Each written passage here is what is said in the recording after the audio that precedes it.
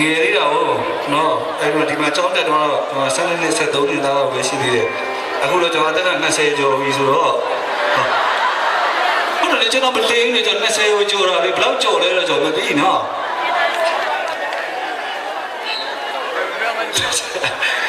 အဲ့တော့ကျွန်တော်တို့ဒီထပ်တဲ့ကြောင်းလူတွေဘယ်လောက်လှလဲဆိုတော့ကျွန်တော်အဲ့တော့မပြောပြခဲ့ပြီ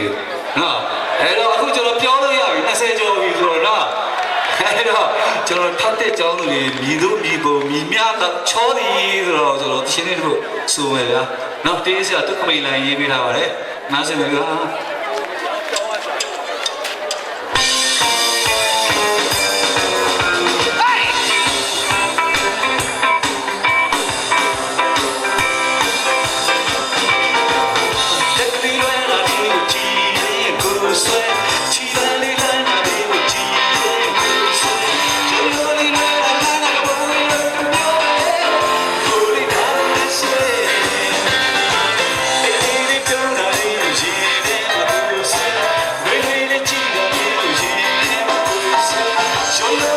You're